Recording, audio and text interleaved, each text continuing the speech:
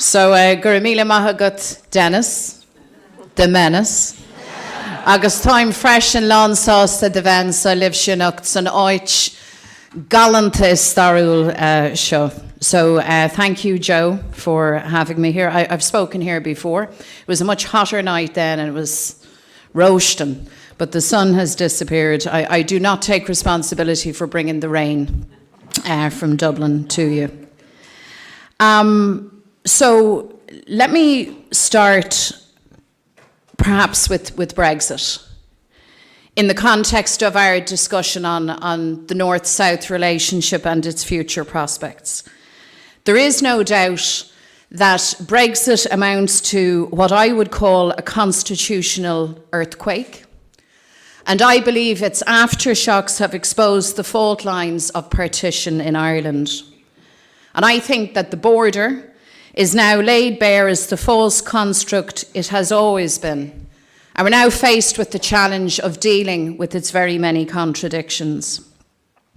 It's 95 years on since the island was partitioned. And who now would imagine or suggest partition as a means to resolve division, differences, and conflict?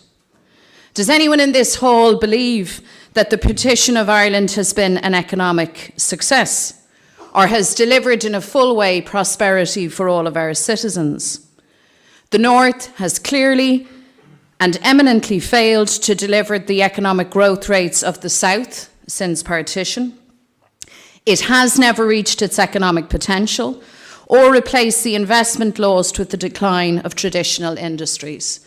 And I don't believe that the northern state has the capacity or the ability to build that economic dynamism cut off from the rest of the island. So partition, in my view, has failed the test of time.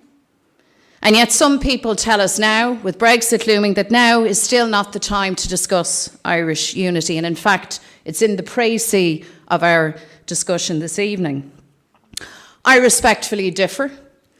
I believe that now is the time. I think now is the time to plan for unity, to build support for unity, to challenge division, and to build an Ireland that can serve all of our people. This isn't the Ireland now of the 1920s. All has changed. The orange single-party state is gone. It's replaced by power sharing and increasing demands for full equality. And that old place is not coming back. And I say that not out of a sense of individual or tribal triumph, but as a statement of fact. Those who created partition did so with the intent of an inbuilt, everlasting unionist majority. And recent elections have thrown up real challenges for unionism in that regard, because unionism has lost its majority in the Assembly elections, and its mandate fell again below the 50% threshold in the last Westminster elections. This, my friends, was never meant to happen. So unionism no longer dominates, and if it wishes to be in power, it can only be there on the basis of power sharing and equality. In the South, meanwhile, where once Fianna Fáil and Fine Gael could command 80% of electoral support, they now represent between 50 and 55% between them. And I don't think that we should miss the significance of those changes. Indeed, politicians, media, the church, business leaders, the pillars of the southern state no longer command the unquestioning support of citizens, and I believe we are the better for that. The changes across Ireland, north and south, cannot be reversed. Demographic change cannot be reversed. The genie is out of the bottle. And we now have a young and a progressive population, and change is coming. And David earlier set that out very vividly in his presentation. I suppose for us as political leaders, the question is, how do we shape that change? The speed of change, the demands of change accelerate with the imposition of Brexit. The progress that has been made in the north and across Ireland, and indeed between our islands, is at stake. Brexit is incompatible with the Good Friday Agreement. It has the potential to fundamentally undermine rights and safeguards, including access to the European Court of Justice, which is an essential foundation stone of the Good Friday arrangement. Brexit will undoubtedly undermine what's called Strand 1 of the agreement. The executive cannot function unless it complies with EU law. So in real terms, Brexit will mean that the executive and the assembly will have to be reconstituted if that is to go ahead. Brexit is a body blow to Strand 2, to the North-South dimension. The North-South Ministerial Council is charged with the implementation of common EU policies, programmes and proposals. In short, that is undermined. The Good Friday Agreement also affords people living in the North a full recognition of their right to be Irish or British or both. You're familiar with that. And includes the right to equal treatment and to democratic representation. And that includes within and at a European level. So if we are to safeguard the Good Friday Agreement in all its parts, post-Brexit, then the way forward is for the North to secure special status within the European Union. I believe that that is the only answer to this conundrum. I think Brexit has brought the failure of partition into clear view, but like all great challenges, it also brings a huge opportunity, and the opportunity is to deliver progressive change and prosperity, north and south and east to west. And this isn't a romantic analysis. This is based on hard-headed realism, the realization that we can sink or we can swim. There is no place anymore for viewing the North solely through the prism of the past, through conflict or through lazy or even casual sectarianism. We have pressing economic challenges facing the island, which require us to chart our own path for now and with the support of the European Union. British politics is in a heap. Tory cynical politics are the order of the day. And Theresa May, just like her predecessor David Cameron, has very little interest in Ireland, in any part of it. The Tories care for one thing in my experience, and that is the Tories. The DUP, sadly, have given the Tory party a blank cheque on Brexit with their commitment to support any and all legislation at Westminster. A blank cheque regardless of its impact on the North.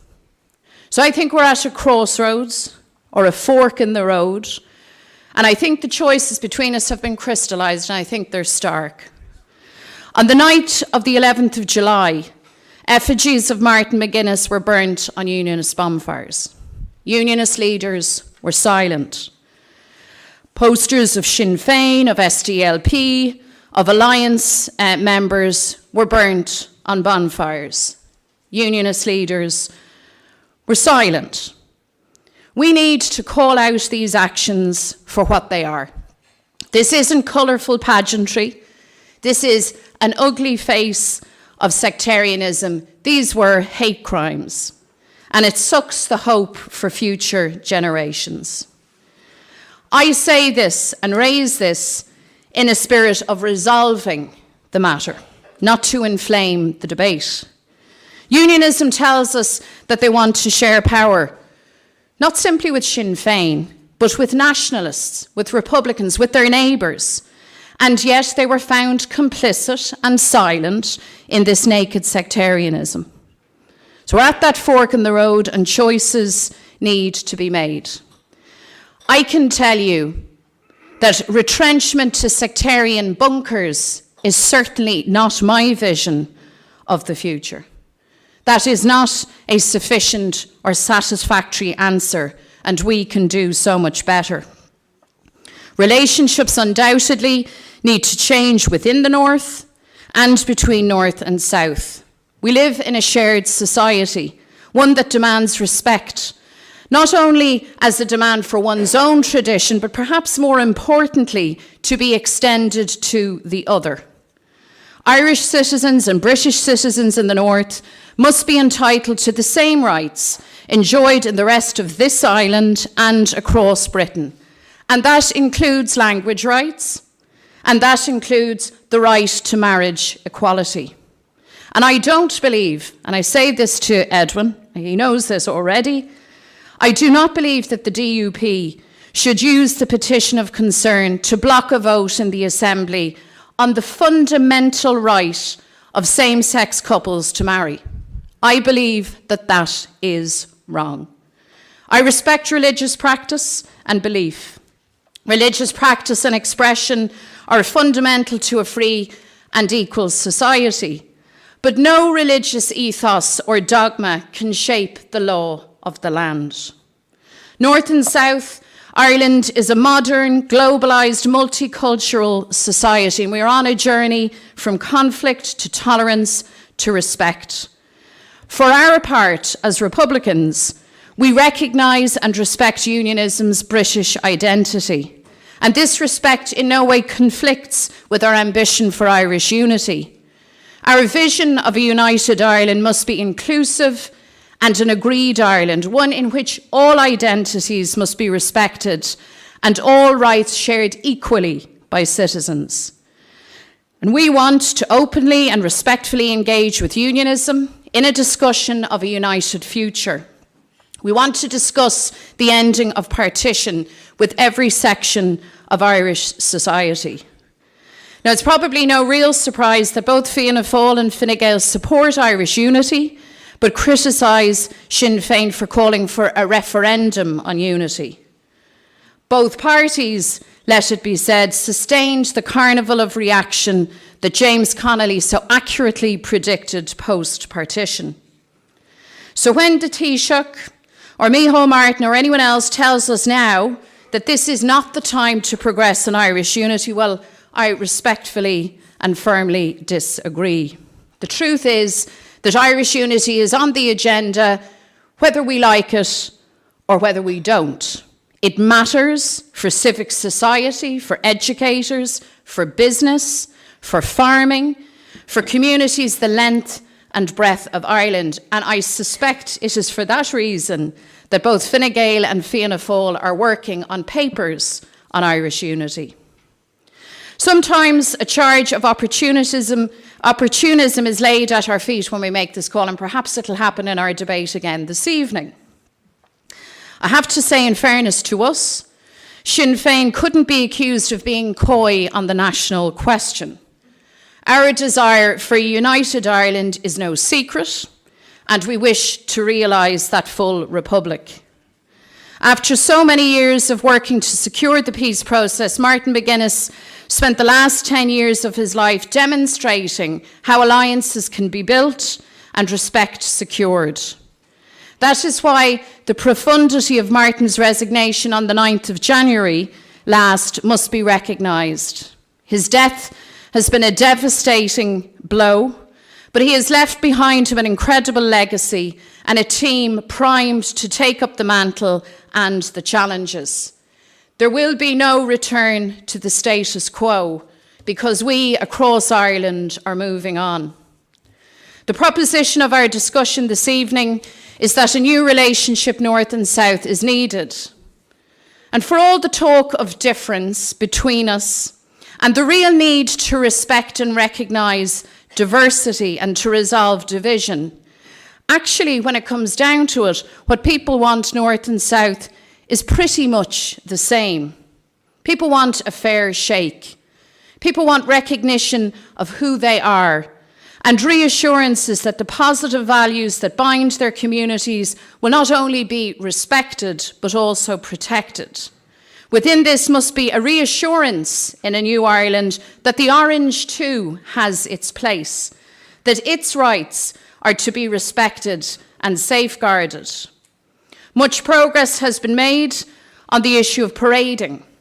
Dialogue has taken place and agreements made. There can be no place for exclusion or for sectarianism of any colour in an agreed Ireland. Citizens, I believe, across the board want a transparent and accountable political system.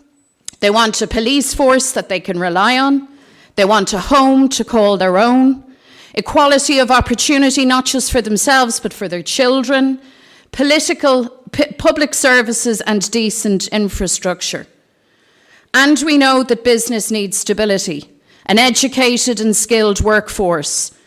I believe that a united Ireland is the best conduit, the best vehicle to deliver all of this. We live on a small island, and our diversity is our strength. There is no place anymore for dogma or for dominance.